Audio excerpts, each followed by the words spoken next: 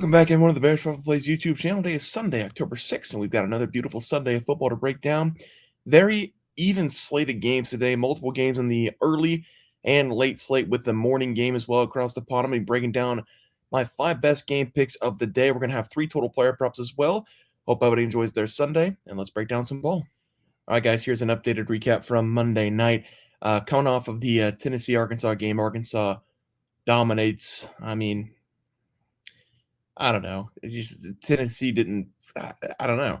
Wasn't even looking at spot for Tennessee. They have Florida next week, not Alabama. So Arkansas dominated the second half, really, besides the first drive for Tennessee. But man, Arkansas and Vandy both getting upsets. Vandy won obviously against Alabama, being incredible. But this is the NFL side. We got more football to talk about. Tampa Bay blew it against Atlanta. They had the ball with a minute something left on the Atlanta 28 or something like that, and they found a way to lose the game up by 6.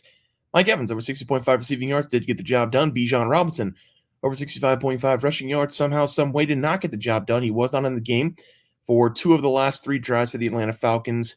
The second to last drive to try to tie the game, then the last drive to tie the game to go to overtime, and then the first drive of overtime didn't see the field. So don't know why. That's just the Falcons' way, man. Only needed a couple more rushing yards to get it done. Had 61 with about 10 minutes left in the game. So that one kind of hurts. Here's an updated leaderboard. 0-1 the game pick, 1-1 the player prop.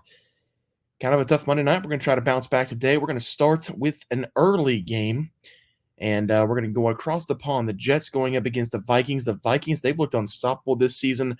They did have a really bad second half going up against the Packers, and their coaching staff for Minnesota said that they're going to count that as a loss because they played so poorly in the second half, which I love to hear from the coaching staff in Minnesota. But the Jets, they're coming off a horrible loss themselves against the Denver Broncos. Aaron Rodgers had to play in the rain last week, wasn't very mobile, couldn't get things going through the air. This is a do-or-die game, though, for the Jets. They've looked so bad this season so far. This is a game they've got to get right. They've got to try to find and win this game. I'm going to take them to win it outright against the Vikings. And I know it might sound crazy to take the Jets on the money line, but there's not a whole lot of teams in the NFL that are all that better than the other teams. I mean, college football, we've got some really good teams that dominate other teams, but in the NFL, all these guys are professionals. I mean, there's no team that's much, much, much better than the other team. I think the Jets have looked really bad over the last couple of weeks, and that's the perfect time to take an NFL team. Minnesota, they've been doing a really good job defensively. Brian Flores has done a really good job with that defense. They've been capitalizing on a lot of turnovers. I think Aaron Rodgers, though, he can protect the ball in this game. He's up early anyway, so this is going to be a perfect game for him going at 8:30 a.m. That's not going to affect him at all. I think the Jets defensively are an extremely good team this season defensively. The coaching staff, not so sure about Robert Saleh. Not sure if he's a great head coach, but I do believe in this Jets team. They need to win bad. I think they get the job done. Take them plus 2.5, but I think they win this game outright against the Vikings, give them their first loss of the year. For the next play, huge game here. Bills going up against the Texans. The Bills ran into a buzzsaw against the Baltimore Ravens last week in a must-win game for them in week number 4. Does sound weird saying it was a must-win game, but the Ravens started off the season with 2 losses, only 1 win, and they needed to win that game against the Bills, and they did it. The Texans, they've been banged up over the last couple of weeks, but they do get a few key pieces back in this game.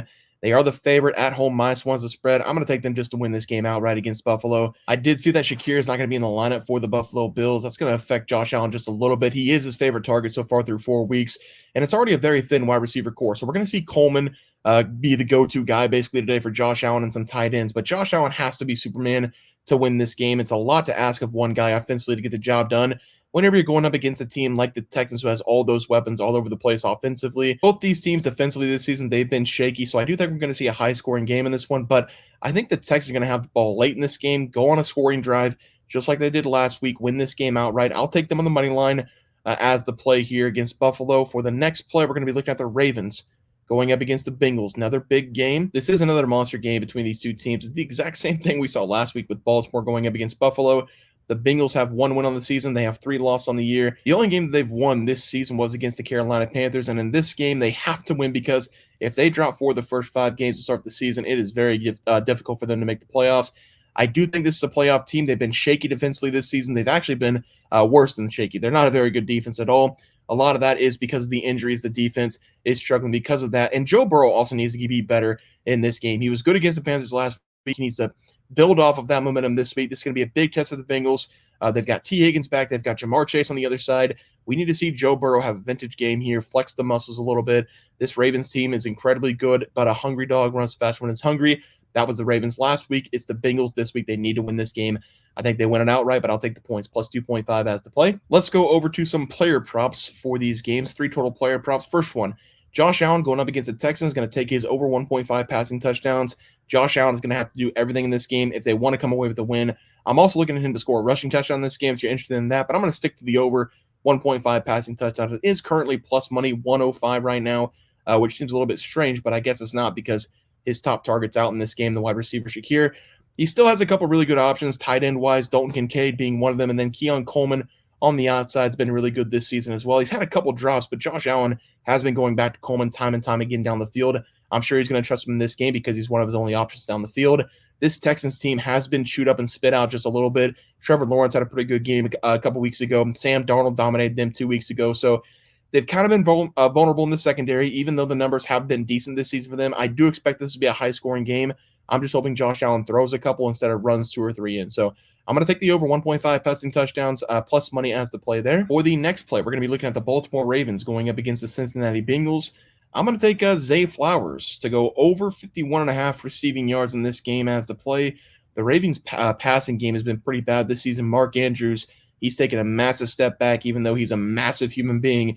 He looks more like a lineman nowadays and a tight end. He also can't catch the ball, which is a horrible thing. But maybe one of the weirdest downfalls we've ever seen at the tight end position in a long time. But I think Zay Flowers is going to have himself a day here. He had 91 yards against the Raiders in week number 2 on 7 catches. But since then, going up against the Cowboys and Buffalo, he's only had a total of 4 catches and 30 yards.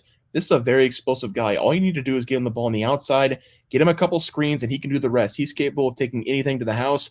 The Bengals, they've been beaten up defensively. Again, most of the problems has been due to some of their guys missing on the defensive side with injuries, but they are still dealing with those injuries now. They are still going to be a little bit vulnerable in this game. We saw Andy Dalton last week go for 220 yards for the year. We saw Daniels the week before have a monster game to the number 1 wide receiver, Terry McLaurin. So I do think this Bengals secondary is pretty vulnerable. I'm going to take Flowers to find a lot of open space. Over 51.5 receiving yards as the play there. And for the last play of the day on the player prop side, another wide receiver. We're looking at the Rams going up against the Green Bay Packers. Give me Tutu Atwell, over 48.5 receiving yards going up against the Packers, mainly because this is the only target Matthew Stafford basically has left. Matthew Stafford, he loves to throw the ball. The Rams, they love to throw the ball, and it's really tough to throw the ball down the field whenever you have possibly 2 of the top 5 wide receivers in the NFL sitting on their bench due to injuries. Both the superstars are going to be out again in this game. This Rams team, they're coached well. Somehow, some way, they've been able to stay afloat for the most part, and Tutu Atwell has helped them out. Over the last 3 games for Atwell, he's had over 48 receiving yards in all 3 games without those superstars on the field. He's coming off an 82-yard game against the Bears. I think the Rams will be fighting in this game in the second half, trying to get back in the game, and Atwell is going to be the guy that Matthew Stafford looks to. Give me over 48.5 receiving yards as the play there. Let's go over to the other plays and the recap graphic. We have 2 plays we're going to be looking at for the other plays. The Browns going up against the Commanders, and then Sunday Night Football, the Steelers going up against the Cowboys. Starting with this Commanders team, I'm taking them minus 2.5 by the half a point. This is insane to say, but I think the Commanders right now, if you ask me right now, gun to my head, I think this Commanders team is the top 5 team in the NFL. What they've been doing over the last several weeks has been very impressive. They've been the best offense by a mile over the last 3 weeks. The defense, they've been a disaster at times, but last week they did a really good job going up against the Cardinals beside the first couple drives. I'm not entirely sure if it was the coach's bump because Cliff going back to Arizona, they wanted to get him a big game, a big revenge game there. But the Commanders put up 40-plus points. They're putting up unreal numbers offensively, something we haven't seen in a really long time for the Commanders. I guess RG3, his rookie season was pretty good, but this is uncharted territory for the Commanders. I think they can dominate the Browns in this game. They got to find a way to get off the field a couple times, but the Browns this year, they've been really bad offensively as well. I think Daniel's going to be able to move the ball once again this week, going up against a pretty good Browns defense. I'll take this Commanders team, minus 2.5 as the play. I got to keep taking him. If Daniels keeps doing this, you got to keep taking him. So until he shows me something different, Commanders minus 2.5 as the play. And then the last play of the day, Sunday Night Football. Cowboys on the road, going up against the Pittsburgh Steelers.